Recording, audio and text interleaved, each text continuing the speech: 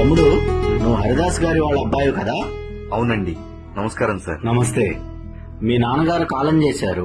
ఆయన కాలం చేసినప్పటి నుంచి ఊళ్ళో పండగ విలువల్లాడిపోతుందయ్యా. అయినా నువ్వెందుకు హరిదాస్ అవ్వలేదు? నీకు సంస్కృతులు సాంప్రదాయాలు అంటే గౌరవం లేదా? చూడ్డానికి చదువుకున్న ఉన్నాడు. సాంప్రదాయమైన వాళ్ళ నాన్నగారే పోయిన తర్వాత బొంగులో సంప్రదాయాలు మనకెందుకులే అనుకున్నాడో ఏమో. అంతే కదా తమ్ముడు? ఉదయాన్నే 4 గంటలకి నిద్రలేచేవారు సార్ నాన్నగారు. 5 గంటలకల్లా రెడీ అయ్యి ఆ అక్షయ పాత్రను అలా తలపైన పెట్టుకుని రామా శ్రీ రామా అన్న హరినామస్మరణతో ఊరంతా నిద్రలేచేది సార్. ఇంటి ముందు ముగ్గులో కూర్చుంటే 3 గుప్పెళ్ల బియ్యం అక్షయ పాత్రలో పెట్టేవాళ్ళు సార్ ఆడవాళ్లు. మళ్లీ పక్క ఇంటి దగ్గరికి వెళ్లి కూర్చుంటే అక్కడ 3 గుప్పెళ్ల బియ్యం పెట్టేవాళ్ళు సార్. ఇలా ప్రతి ఇంటి దగ్గరికి వెళ్ళినప్పుడు కూర్చొని నుంచుంటే సాయంత్రానికి 2 బస్తాల బియ్యం వచ్చాయి సార్. అన్ని బియ్యం నాన్నగారు ఒక్కరే మోయలేరు కదా సార్. అందుకే వెనకాల ఇద్దరిని మూటలు మోయడానికి పెట్టేవారు సార్. అన్ని బియ్యం మేమే తినలేం కదా సార్. అందుకే కొన్ని బియ్యం కిరాణా షాపులో అమ్ముదామని వెళ్తే ప్రపంచంలో మంచి ఎంత ఉందో చెడు కూడా అంతే ఉంది సార్. 2 మూటల బియ్యంలో ఎవరో ముగ్గురు పెట్టిన 3 గుప్పెళ్ల రేషన్ బియ్యం కనిపించాయి సార్. అప్పుడు ఆ షాప్ ఆయన అన్న మాట ఏంటో తెలుసా సార్?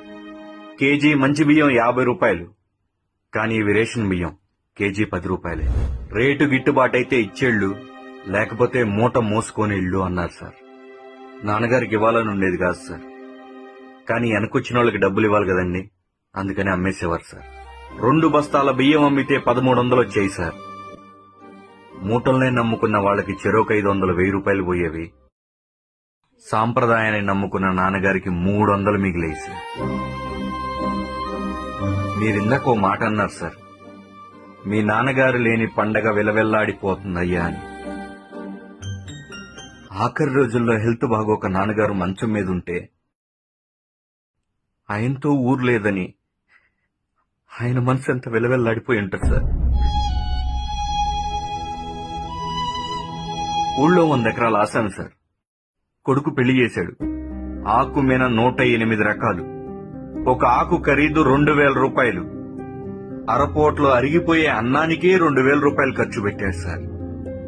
కానీ నెల రోజులు రామా రామా అంటూ ఆ దేవుణ్ణే నమ్ముకొని తిరిగే హరిదాస్ గారికి 200 రూపాయలు దక్షిణ పెట్టలేకపోయాడు సార్. పండగ రోజు ఇంటికి చుట్టాలు వచ్చారని చెప్పి సిట్టింగ్ వేస్తే 10,000 రూపాయలు ఖర్చు అవుతుంది సార్. పండగ రోజు ఆడవాళ్లు వేసి తీసేసే చీర ఖరీదు 10,000 రూపాయలు అవుతుంది సార్. కానీ నెల రోజులు రామా రామా అంటూ ఆ సంస్కృతినే నమ్ముకున్న హరిదాస్ గారికి 200 గిట్టుబాటు అవ్వట్లేదు సార్. ఆ గుప్పెడి బియ్యం చేత్తో పట్టుకున్న ఆడవాళ్లకి 2 చేతులు ఎత్తి నమస్కరిస్తున్నాను. ఆ గుప్పెడి బియ్యంతో వాళ్ల కుటుంబం కనీసం ఒక్క పూటన్నా కడుపు నింపుకోగలుగుతుందా ఆలోచించండి. ఇందాక ఎటకారంగా మీరు ఒక మాట అన్నారండి, వాళ్ల నానే పోయిన తర్వాత సాంప్రదాయాలదేముందిలే అని. సాంప్రదాయాన్ని తల మీద పెట్టుకుని 300 రూపాయలు సంపాదించడానికి నేను రెడీగా ఉన్నాను సార్. కానీ మూటలు మోయడానికి 500 ఇస్తానన్నా ఎవడు రావట్లేదు సార్. సంస్కృతులు, సాంప్రదాయాలు, పండగలు, హరిదాసులు వస్తుంటారు పోతుంటారులే అని మీరు అనుకోవచ్చు సార్. కొన్ని పోతే వస్తాయి సార్, కానీ కొన్ని రావు సార్. మా నాన్నగారులాగా వాటిని మనమే కాపాడుకోవాలి సార్.